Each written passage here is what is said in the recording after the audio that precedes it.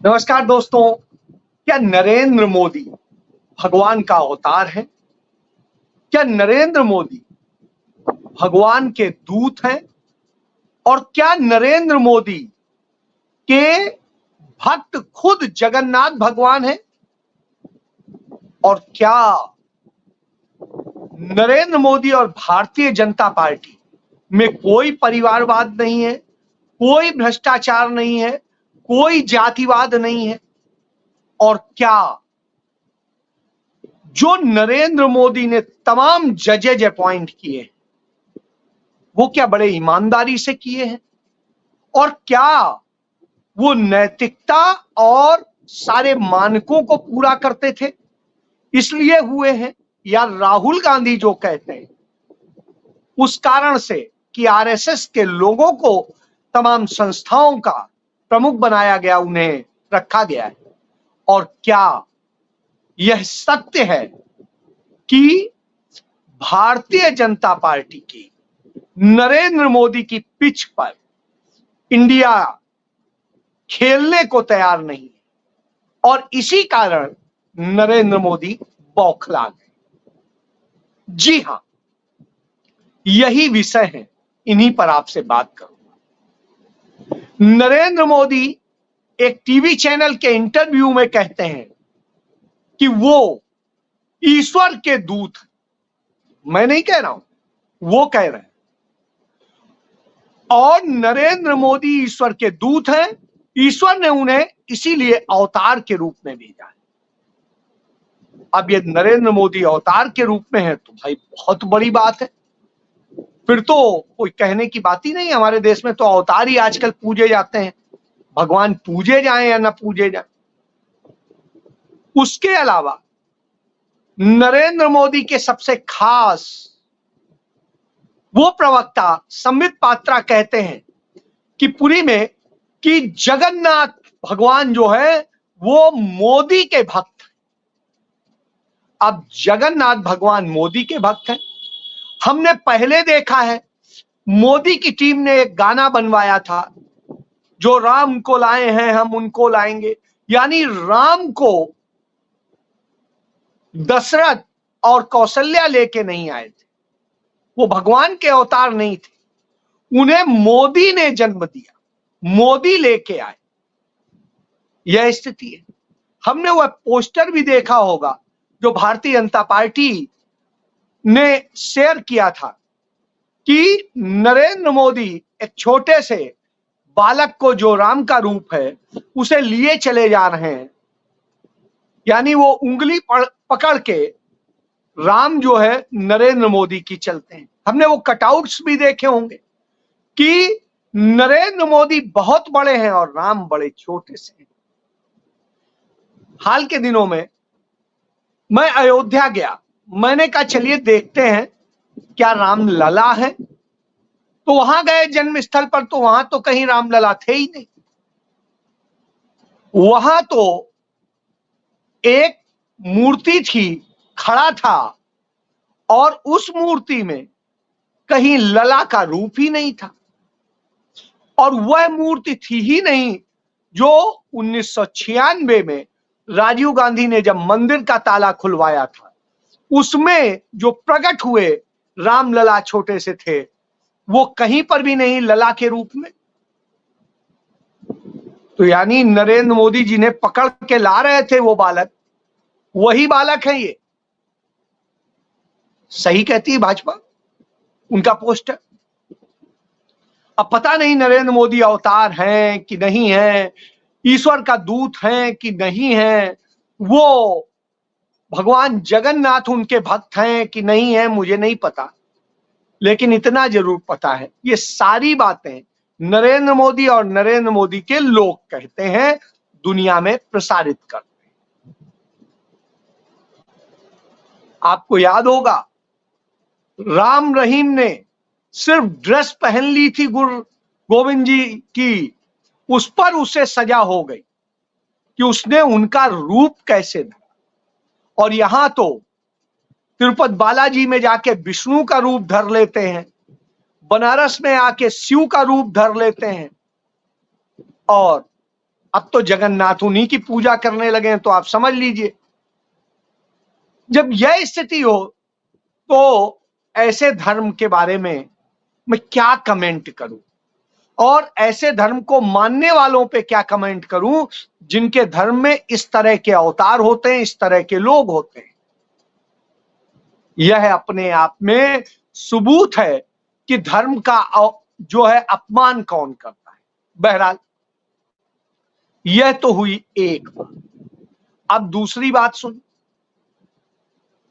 लगातार नरेंद्र मोदी हिंदू, मुस्लिम और सारी चीजें, पाकिस्तान, अफगानिस्तान, पता नहीं क्या क्या जो है बताया करते हैं, मुगल और इसी तरीके की स्थितियां, मुस्लिम लीग का घोषणा पत्र और जाने क्या क्या।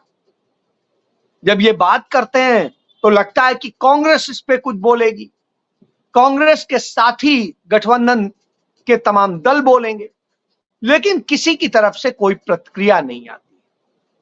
मोदी की समस्या यही हो गई, क्योंकि राहुल गांधी ने बहुत बड़ा काम कर दिया है। उन्होंने कहा है धर्म पे, जाति पे, तमाम चीजों पे जिस पर भी आप ये करते हैं उस पर हम बात ही नहीं कहें।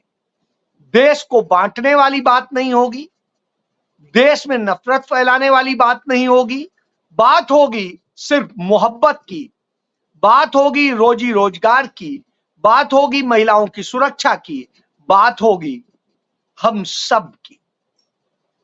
और जब हम सब की होगी तो फिर हिंदू, मुसलमान, जाति, धर्म और ये परिवार और ये सब कहां से आ गया? निश्चित रूप से नरेंद्र मोदी का फ्रस्ट्रेशन यही है कि राहुल गांधी और कांग्रेस उनकी पीठ पर नहीं आ पा रहे, और उन्हें वो मजबूर कर दे रहे हैं कि वो कांग्रेस की पीठ पर आ जाए। और राहुल गांधी ने जिस तरीके से पूरी कैंपेन करी, उस कैंपेन में नरेंद्र मोदी फिसले, तमाम जगह गिरे, तमाम जगह स्थिति यह हुई कि उनकी जवान भी फिसली, उनका सब कुछ फिसला, और अब वोट बैंक भी फिसल गया। परेशानी यहां है, 5 राउंड का चुनाव होने के बाद, मतदान होने के बाद में स्थिति यह है कि नरेंद्र मोदी बौखला से गए। वो कहते हैं पहले राउंड में तो यह हुआ, 5वें राउंड में आते आते कांग्रेस खत्म हो गई। इंडिया के लिए कहते हैं कि वो खत्म हो गया। अब आप एक चीज समझिए, यदि खत्म हो गया तो आप उस पर बात क्यों कर रहे हैं? फिर तो बात ही नहीं करनी चाहिए, लेकिन बात आप उसी पे कर रहे हैं। आज वो यूपी के महाराजगंज में थे, वहां एक रैली को संबोधित करने गए, वहां बोलते हैं सपा, कांग्रेस ये परिवारवाद का प्रतीक है, ये जातिवाद करते हैं, ये सांप्रदायिकता, नफरत फैलाते हैं, और ये भ्रष्टाचारी हैं। जब नरेंद्र मोदी ये कहते हैं तो हमें राहुल गांधी का वह बयान याद आता है, जब उन्होंने एक सवाल किया था कि मोदी जी बताइए ये 20,000 करोड़ रुपए किसके हैं, ये बेनामी जो हैं किसके हैं, बता दीजिए। नहीं बता पाए। राहुल गांधी ने पूछा था ये इलेक्टोरल बॉन्ड में जो ये वसूली, हफ्ता वसूली आई है, ये क्यों आई है, कैसे है, इस पे बता दीजिए। नहीं बता पाए। फिर नरेंद्र मोदी ही आ गए राहुल गांधी की पिच पर, बोले अदानी अंबानी टेम्पो में बोरा भर भर के नोट भेजते हैं। तो राहुल गांधी ने कहा बहुत अच्छा मोदी जी, तुरंत जो है ईडी, सीबीआई, इनकम टैक्स सबको भेजिए, गिरफ्तार करिए, पूछताछ कीजिए कि कौन दे रहा है ये ब्लैक मनी, बिल्कुल करिए। आवाज नहीं आई उस दिन के बाद। तब नरेंद्र मोदी को कुछ नहीं रह जाता है। तभी हाई कोर्ट और सुप्रीम कोर्ट के जस्टिसेस, बड़े पत्रकारों ने नरेंद्र मोदी और राहुल गांधी को चिट्ठी लिखी कि तमाम भ्रांतियां फैल रही हैं, आप दोनों ओपन डिबेट कीजिए। राहुल गांधी ने स्वीकार कर लिया। आज 17 दिन हो गए, 17 दिन बाद भी नरेंद्र मोदी की तरफ से कोई जवाब नहीं आया। राहुल गांधी स्वीकार कर चुके कि जहां चाहिए वहां डिबेट कर, हर मुद्दे पे जवाब भी दूंगा, सवाल भी करूं। मोदी की हिम्मत नहीं पड़ी, 56 इंची सीना फेल हो गया, अवतार नष्ट भ्रष्ट हो गया, और हालत यह है कि ईश्वर का दूत धरती में समा गया। हालत ही नहीं है कि बोल पाए, तो हवा में बातें कर रहे हैं, मुद्दों पे बातें नहीं हो। नफरत हिंदू मुस्लिम कौन कर रहा है? भारतीय जनता पार्टी कर रही है, नरेंद्र मोदी कर रहे हैं, उनके नेता कर रहे हैं। कांग्रेस ने नहीं किया, किसी और दल ने नहीं। जातिवाद कौन कर रहा है? नरेंद्र मोदी कर रहे हैं। जो बताते थे मैं तो नीच जाति का हूं, मैं इस जाति का हूं, किसी भी प्रधानमंत्री ने इसके पहले कभी यह बात नहीं कही। किसी राष्ट्रपति ने कभी अपनी जाति बताने का काम नहीं किया। किसी भी उच्च पद पर बैठे व्यक्ति ने, जो प्रिविलेज्ड है, उसने जाति धर्म की बात नहीं की। वो सामाजिक न्याय की बात करता था, भागीदारी की बात करता। यहां उल्टा हो रहा है। मोदी अपने ही रोना रोते हैं, रोने लगते हैं, ड्रामे होते हैं, और भी बहुत कुछ। क्या है वजह? फिर परिवारवाद कहते हैं, तो सबसे बड़ा परिवारवाद भारतीय जनता पार्टी में और उनके सहयोगी दलों में। चाहे जहां देख लीजिए, बिहार में देख लीजिए, पासवान की पूरी परिवार, उसके अलावा तमाम जो नेता हैं, इनके साथी हैं, उनके परिवार। भारतीय जनता पार्टी में चाहे कल्याण सिंह का परिवार हो, चाहे राजनाथ का परिवार हो, चाहे किसी और का परिवार हो, चाहे इनके सचिव रहे, प्रधान सचिव रहे नृपेंद्र मिश्रा का परिवार हो, सबके परिवार यहां पर। इसके बाद आप देखिए, तमाम जगह मंत्री, मुख्यमंत्री और तमाम सारे लोग जो हैं, इनके परिवारवादी हैं। जहां जहां इन्होंने गठबंधन किया, चाहे देवगौड़ा से हो, चाहे शिंदे से हो, चाहे अजीत पवार से हो, सब जगह परिवारों को और परिवारवाद के आधार पे मिला है। तो साहब, फिर किस परिवारवाद की आप बात करते हैं? तो परिवारवाद भाजपा में सबसे ज्यादा है किसी भी अन्य दल के। इसके बाद वो बात करते हैं कि सांप्रदायिकता और भ्रष्टाचार की। तो सारे भ्रष्टाचारी, जिनके ऊपर भ्रष्टाचार के आरोप, जिनके खिलाफ ईडी, सीबीआई, इनकम टैक्स या सबने कार्रवाई की, वो सारे भ्रष्टाचारी नरेंद्र मोदी के साथ, उनकी पार्टी के साथ है। वो या तो उनकी पार्टी में है या उनकी सहयोगी है। और सबसे बड़ा भ्रष्टाचारी जो असम का मुख्यमंत्री है, हेमंत बिस्वा शर्मा, वो इतने बड़े घोटाले का, आप महाराष्ट्र चले जाइए, चाहे अजीत पवार हो, चाहे शिंदे हो, सब भ्रष्टाचार के आरोपी हैं। 25,000 करोड़ रुपए के घोटाले के मामले में शिंदे की पत्नी को क्लीन चिट इन्होंने दे दी, इनके साथ आने के साथ। जो प्रफुल्ल पटेल है, वो इनके साथ हैं, जो बहुत बड़े भ्रष्टाचारी इन्होंने ने बताए हैं, हम नहीं कह रहे। तो इस तरह की स्थिति है, तो आप कहां थे? तब राहुल गांधी बार बार कहते हैं, तमाम संस्थाओं में, तमाम यूनिवर्सिटीज में, सब जगह आरएसएस ने खोज खोज करके आरएसएस के लोगों को भर्ती कर दिया गया, बैठा दिया गया, जिससे जो चाहे वो करें, वो नफरत पैदा करें। सैनिक स्कूल आरएसएस को दे दिए गए, और न जाने क्या क्या किया। तो आज पता चलता है जिस तरह की स्थिति है। इन्होंने अभी हाल ही के दिनों में एक जस्टिस को शामिल कराया था अपनी पार्टी में, और उनकी स्थिति यह है कि वो जस्टिस साहब जो है अजीब अजीब तरह के बयान देते हैं।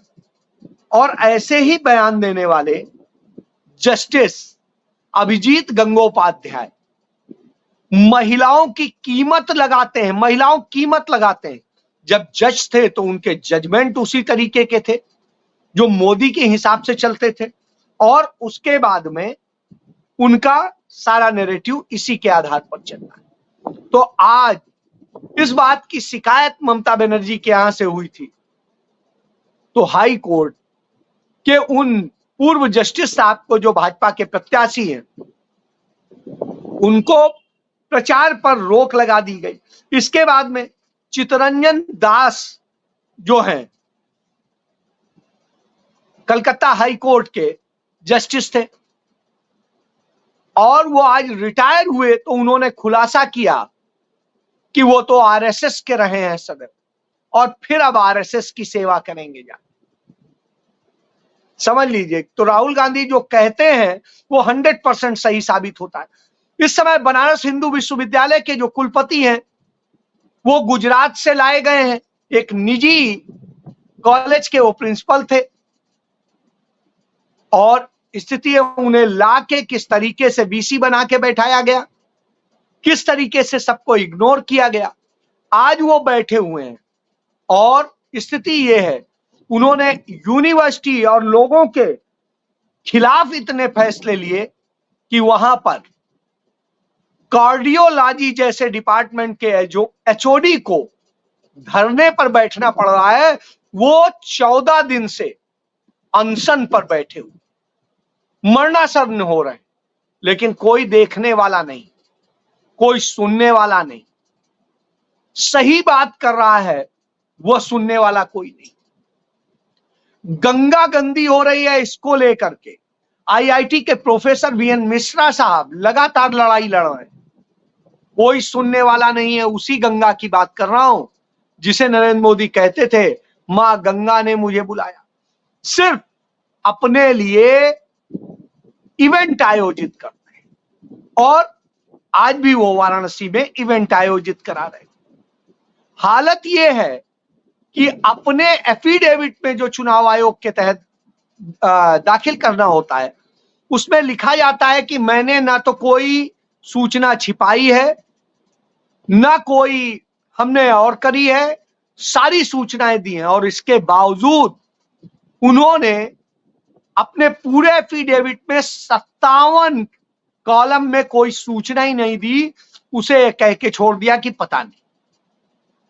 जबकि यह नहीं कहा जा सकता, बावजूद इसके जब चुनाव आयोग उनका अनुसांगिक विस्तारित संगठन बन गया हो तो फिर क्या उम्मीद करेंगे। यही बात संजय राउत कहते भी हैं कि इलेक्शन कमीशन असल में नरेंद्र मोदी का विस्तारित भारतीय जनता पार्टी, और वह चीज देखने को मिल रही। नरेंद्र मोदी की बौखलाहट लगातार बढ़ती जा रही। 5 चरण के चुनाव में हालत यह हो गई है कि भारतीय जनता पार्टी कहां जीत रही है इसकी लिस्ट बनाने में उनको मुश्किल आ रही। जीत के आंकड़े कहीं नहीं दिखाई दे रहे, इसलिए इतना फ्रस्ट्रेटेड हो गए कि अब पागलपन का शिकार। और यही वजह है कि नरेंद्र मोदी घबराए हुए, डरे हुए घूम रहे हैं, लगातार झूठ बोल रहे हैं, नफरत फैला रहे हैं और उसके बाद कहते हैं कि कांग्रेस पार्टी, राहुल गांधी, अखिलेश यादव, समाजवादी पार्टी झूठ बोलते हैं। जो झूठ बोलता है खुद बोलता है, लगातार बोलता है, एक नहीं हजारों झूठ जो बोल चुका है, वह व्यक्ति दूसरों को झूठा बता रहा है। और उनके नेता ऐसे झूठे व्यक्ति को ईश्वर का अवतारी, भगवान जगन्नाथ का भक्त, भगवान विष्णु का अवतार, कोई भगवान शिव का अवतार और न जाने क्या क्या बताता है, और खुद नरेंद्र मोदी अपने आप को बताते हैं। तो आप समझ लीजिए, वहां राहुल गांधी सामाजिक भागीदारी की बात करते हैं, सामाजिक न्याय की बात करते हैं, युवा न्याय की बात करते हैं, महिला न्याय की बात करते हैं, वो श्रमिक न्याय की बात करते हैं, किसानों के न्याय की बात करते हैं। लेकिन इनसे तो मोदी का पाला ही नहीं पड़ता, क्योंकि इन पे बात करेंगे तो जो वायदे करते आए बार बार हर मैनिफेस्टो में, वो सारे झूठे साबित हुए, जुमले साबित हुए, इसलिए परेशान। और यही वजह है कि भारतीय जनता पार्टी के बड़े बड़े नेताओं को, चाहे पंजाब में हो, चाहे हरियाणा में हो, चाहे दूसरे और तमाम राज्यों में हो, किसान घेर रहे हैं और लानत मलानत दे रहे हैं, लेकिन जवाब नहीं। तब मल्लिकार्जुन खड़गे कहते हैं कि जिनकी असल में औकात नहीं है, वो हमें आईना दिखाते हैं। जिन्होंने कुछ किया नहीं, सिर्फ झूठ बोला है, और नरेंद्र मोदी झूठ का पुतला है। जी हां, झूठ का पुतला है। अब पहचानना आपको है, फैसला आपको करना है। सिर्फ 2 राउंड का चुनाव बचा है। आपको करना है कि किधर ले जाना है।